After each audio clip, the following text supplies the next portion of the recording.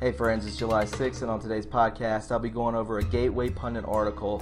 It covers the crime against children. This is going to unleash a flood of evidence on Hillary Clinton, Barack Obama, James Comey, and the rest of the cabal. Also on today's podcast, I'll be going over some memes and of some of today's news on tonight's True Reporting.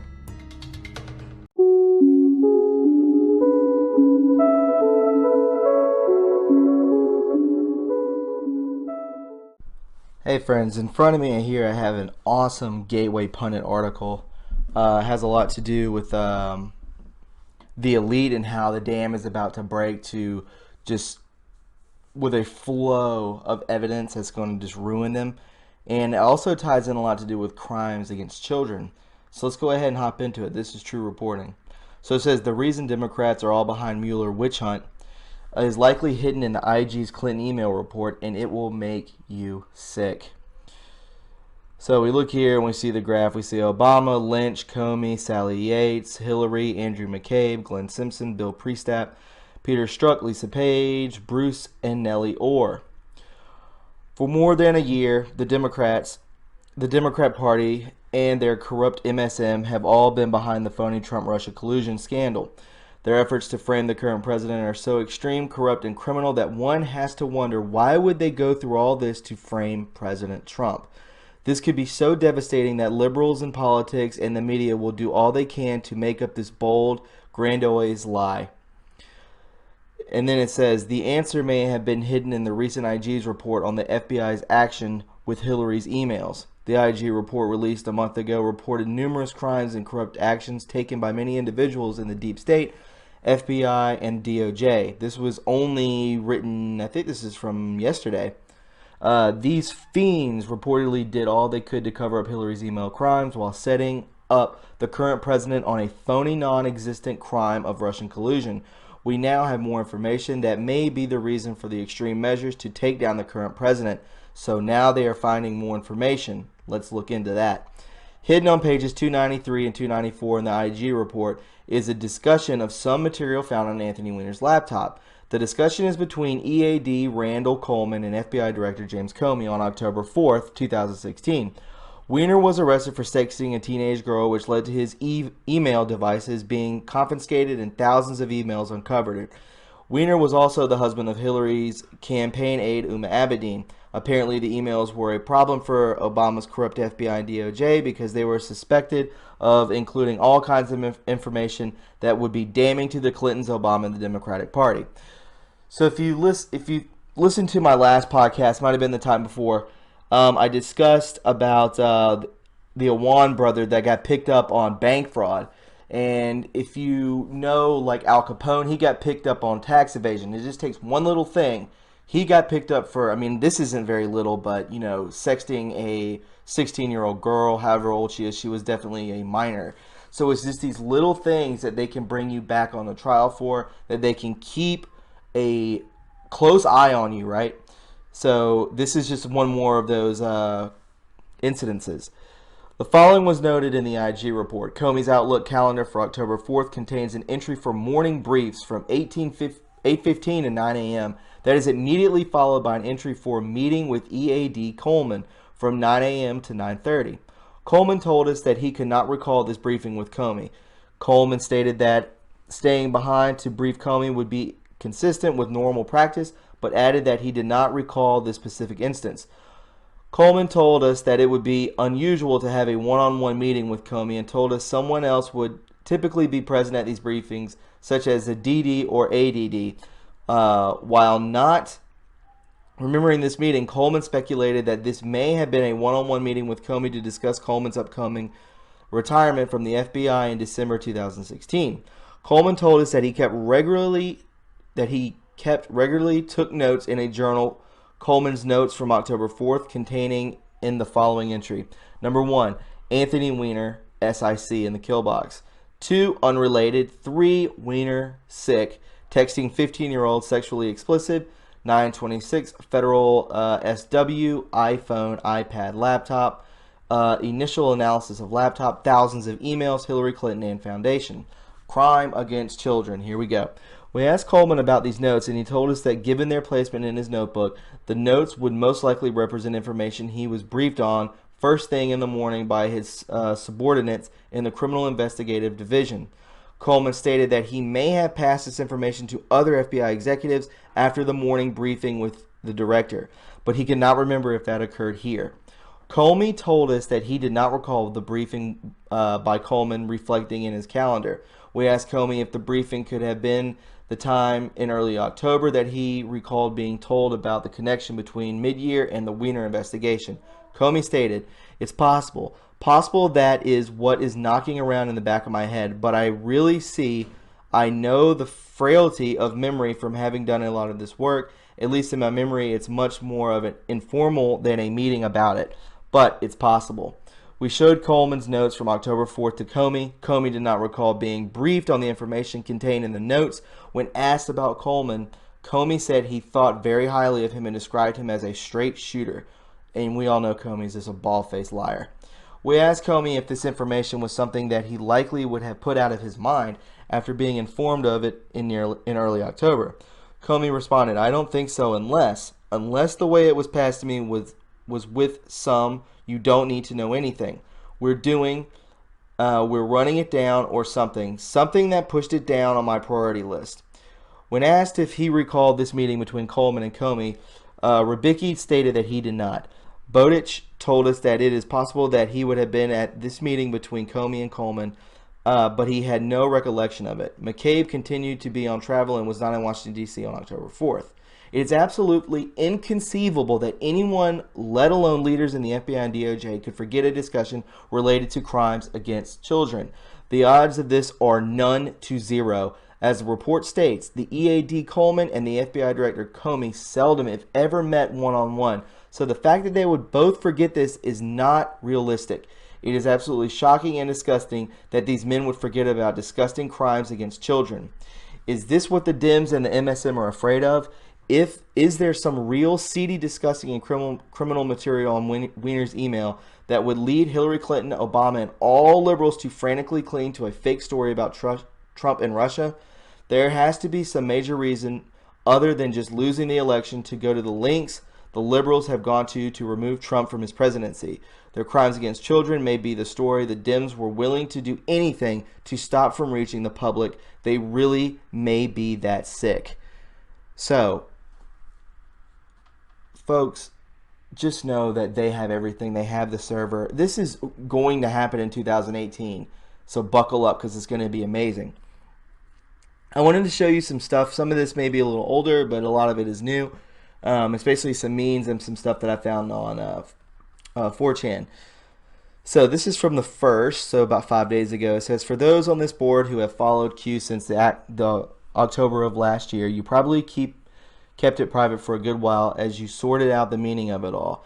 But just like that vote for Trump in the primary through the general, you've known instinctively both were real and both were right. You all have perception of reality more advanced than anyone you may cross paths with on a daily basis. You even now find it hard how to explain it all with regards to Q and the knowledge gained, but realize you chose and likewise you were chosen. You are a part of history now and you are up to the task. God bless you all as we finish the journey and triumph over evil." Absolutely. Then we see this from Wired sources. Breaking: incoming Mexican President Andre Manuel Lopez Obrador folds to President Trump in the first phone call, pledges to reduce illegal immigration into the U.S. This was on July 2nd, so only 4 days ago. So if we continue with that, you know, it seems like the Mexican president is folding big time. Then here we see a lovely picture of Flotus, and then in the background we see this gentleman right here. This is obviously Secret Service, and we take a look. Now, what is very strange with how this man looks, not only is he bald-headed, which he looks like an alien, yet he looks very weird with his arm.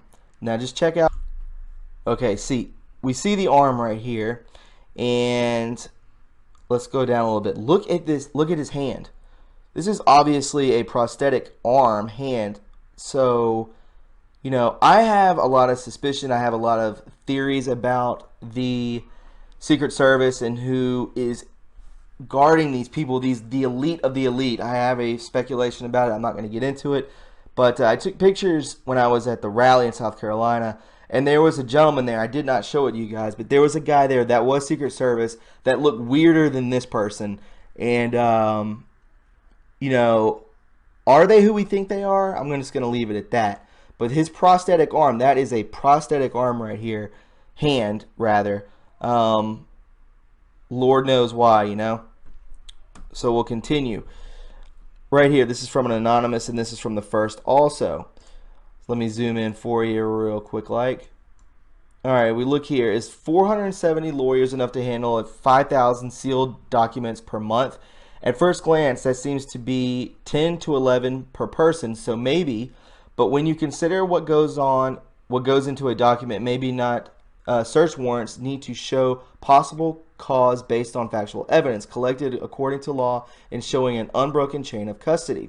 Indictments can cover 10, 20, 30 individuals based on ones that have been unsealed recently. And nobody knows that there might be even more than 30 people on an indictment. When you look at it this way, maybe 470 people is not enough. But look at the map. Showing a couple of circular road patterns that are vaguely Q-shaped, that is the area where people have been assigned to. The 470th Military Intelligence Brigade have to report for duty. So check it out. Yeah, it looks like a lowercase q right here. Now, obviously the military does not publish troop strength figures to the whole world, but on the 470th website, they do have a note to newcomers who have been picked up out of other military units to report to that location. Why would the Army be cherry-picking people for a military brigade? Does anyone know of a huge military intelligence related operation that is ongoing and could become a lot larger in the near future? Of course. On this board, you all know what I'm talking about. Look at the things they do in the 470th. Detention Training Facility. Just the thing, if you are planning to arrest tens of thousands of people, this is getting real, folks. Hoover does not have 470 U.S. lawyers working for him. He has the resources of the 470th Military Intelligence Brigade working for him. No doubt, there are lots of civilian lawyers as well. And since the 470th is Texas-based, Hoover in Salt Lake City is not far away when meetings are needed. No access to D.C. is really necessary to make this all happen. The 470th Military Intelligence Brigade. So is that what Q is hinting at when he says 470? Could be, but that is very, very jarring. Pickle. Will Iran expose the names of the corrupt officials? Pickle. Will Iran expose the names of the corrupt officials? So we look down here. This is on 5/13/18 on Fox News of July 2nd. Obama administration granted citizenship to 2,500 Iranians during the nuclear deal. Iran official. Pickle. Will Iran expose the names of corrupt officials? There will be 2,500 of them if they do, which is huge. So, in a newly obtained memo, Congress's top cop said House Democratic Caucus server vanished. A secret memo marked urgent detailed how the House Democratic Caucus's server went missing soon after it became evident in a cybersecurity probe. The secret memo also said more than 40 House offices may have been victims of an IT security violation. First off, this is highly notable. Bring it up here a little bit for you. Second, I think you guys may be misreading what's actually going on in this story. The key point is that authorities secretly copied the server before any evidence was destroyed. Then, Awan, his conspirators, replaced the original server, which went missing, in an attempt to destroy the evidence. The point is not that the server is missing, it's that the authorities have a full copy of the data and the conspirators' efforts to destroy the evidence failed. So, they have it under control, and I cannot wait for this to go down. Oh my God.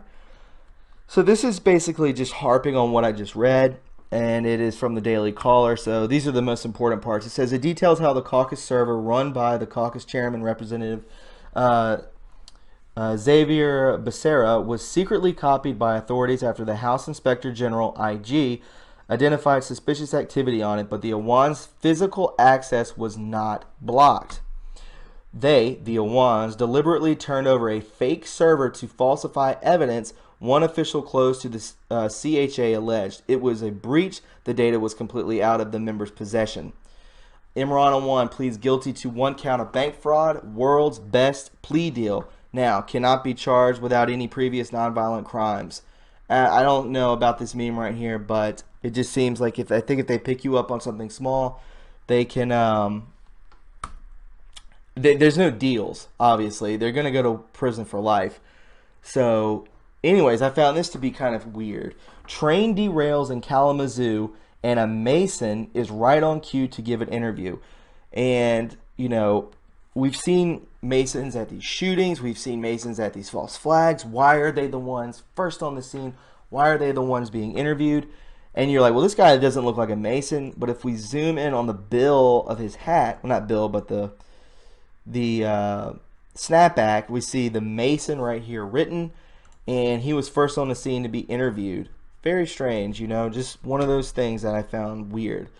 Links to the DNC server, Awan, bank fraud, follow the money, swamp slush fund.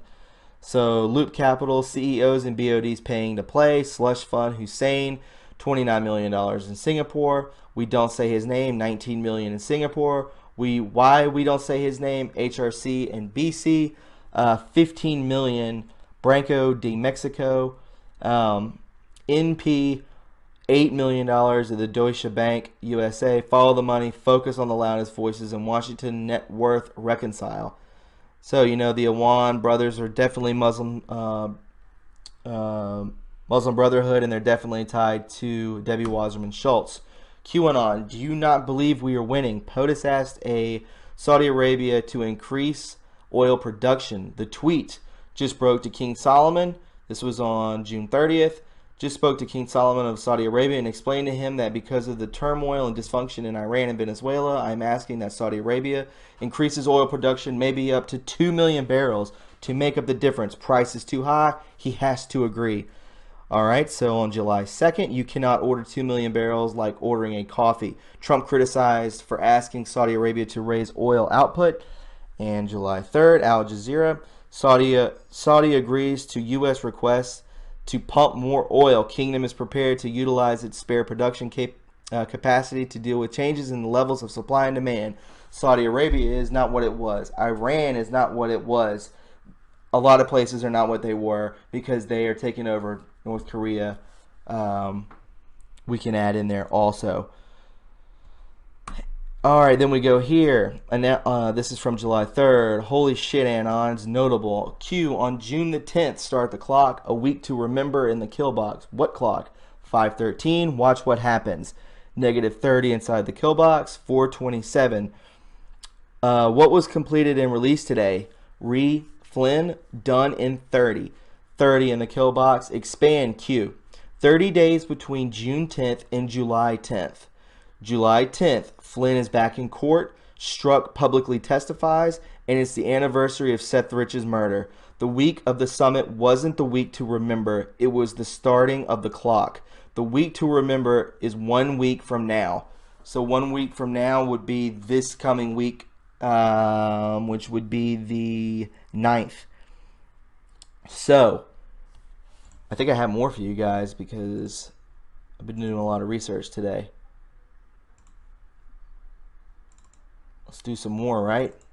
This stuff's so freaking interesting. All right, let's bring it up. So this is from Lionel Nation. These eyes are called senpaku eyes, where 3 whites are visible. Extra white below iris yin, which comes from a long-term pressure of feeling inferior or from stress. Or extra white above iris, yang, which is an indication of a manic, psychotic state, superiority, or madness. So just look at this. A manic psychotic state of superiority and madness. Look at these. Have you ever looked like this? No, you have not. I have not. I've never even seen someone make this face unless they're being stupid. But, we have Laura Bush, Hillary Clinton, Jimmy Savile, and some bums. So, they're all bums in my opinion, but very weird. Isn't that creepy? It's like the Joker. Very weird. So this was me on the 4th of July, and I thought this was hilarious. When you're at the 4th of July cookout and nobody wants to talk about how great President Donald J. Trump is.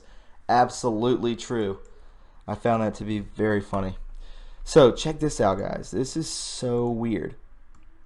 So we go here. We, the people, report. Look closely. Check out this Masonic handshake between Matt Gaetz and Rod Rosenstein right before he testified on Capitol Hill. Check this handshake out. Look at that. I have it up close to get, so I'm just showing you who it is, Rod Rosenstein and Gaetz, right here. So just check out the hand. I think I have a close-up on the next clip. Boom. Check this out. Look at his hand. You do not shake hands like that, and you point your finger right into his index finger right into the, you know, where the vein is right there. Really weird. Strange handshake. Nobody shakes hands like that. And I guarantee you, if Masons look at this stuff and they're just saying, you know, well, that's what it is. It's a Masonic handshake. So the 3rd of January or 3rd of July. Oh my God, I can see it. Look at the lamp. It is bugged. The Obama era lamp was bugged. All the conversations on Air Force One were being sent to a black hat. They used the built-in cell tower on Air Force One. Get this, and an iPhone inside the lamp base to basically phone home. Fortunately, the NSA captured all of those calls, so not only do we know everything that Obama discussed on Air Force One, but we also know who got the audio from the bug. Can you see it now? Very crazy. Now look at this shirt. It's called like Panda Head or something like that. And check, this is a kid wearing this. I saw this. Look at that. I believe it's called Panda Head, but I'm sure you can Google it. But look at that. I mean, isn't that insane? It's everywhere, guys. Everywhere. It's sick. So again, we checked this out, and I went over this in the Serial Brain 2 article, and it says Prince William, same clothes, same watch. So we see Prince William here, and this is talking about in Hong Kong, where they were following him, but he did not have he didn't have security with him. Did he tell them to stand down? That is up for speculation at this point. So, you know, it is what it is. So this is what I was talking about earlier in the lamp, where the anonymous was talking about it. We'll scroll down here. You can see the lamp, and then you see this. And if you go back and listen to my last podcast, Serial Brain 2 really breaks it down. Also, there was a really long article from Neon Revolt. If you want to check that, he also decodes the crap out of this. And, you know, it was just too long to do a podcast on. So definitely go to Neon Revolt and check out his post on this. It's pretty nuts. And then right here, he's such a... How can anyone still pull for him? Barack Obama. No message on the 4th of July from Barack Obama. The 44th President of the United States says nothing.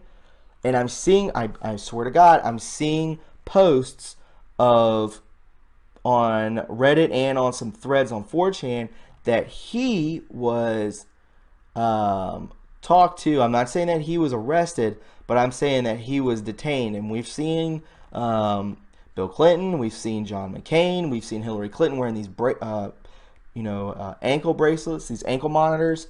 I'm just saying, you know, let's just, you know, you have 103 million followers and you don't say anything about the 4th of July. These people truly hate America, right? And that will be it for those. One last thing that I really, really want you guys to tune into, because this struck a chord in my heart, because this was me. Has anyone else have a significant changes in behavior since following Q drops?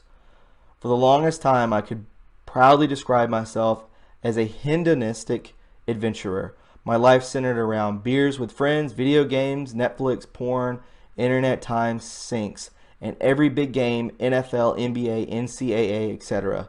Since being brought to Q in my life has 3 focuses now: art, memes, learning, digging, and other anons, YouTubers, Twitter, Redditors, and the Bible.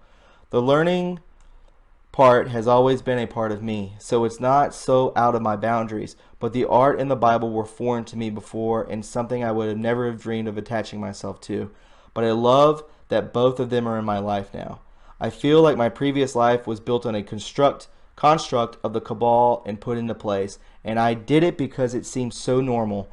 Just like there's something in the cabal's Hollywood and MSM that makes one look the other way to rampant sexualization and encouragement of violence, gangster rap, Saw movies, I feel like there is something laced in the Q drop that makes me want to be productive with their time instead of binge watching their latest series. I want to know if it's just me, or are there others who have changed since Q came into their life. I was this exact same person when I saw this.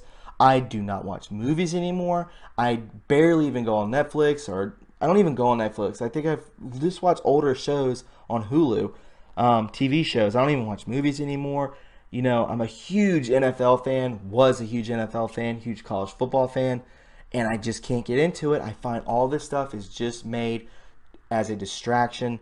It's all just there to dumb us down. Same goes with the news. You know, I don't believe in a lot of things. I don't believe in the weather. That I think it's all manipulated. I think that this is all set up to keep us in a bubble and for them just to manipulate us, just to do it, just to keep us in fear and to keep us dumbed down. That is their goal in life. But I was this same person, and now I think a lot of us are changing for the better. Like, it's a global awakening. Our consciousness is opening up. We are all on the same level. I feel a lot smarter, a lot more in tune than I used to feel. And it's all thanks to Q and this great awakening, and to you guys. So I'm going to end right there. And if you found this informative and you enjoyed it, please subscribe to my channel. You know, please give me a thumbs up and share it. I have a Patreon if you would care to donate to me. You know, all donations will go to merch. I will pay for the shipping. I also have a Twitter account. You can follow me at TRU Reporting, and you can email me at trureporting1985@gmail.com. If you want to talk with me, I've been doing that. That should be about it for me, guys. I'm going to do one probably tomorrow, and I might do a couple tomorrow because I'm on vacation. So anyways, I hope you guys have a wonderful weekend. You guys should probably be getting off work now. And keep in touch with me. There will be more to come. And be safe out there. We'll talk to you guys later. Bye.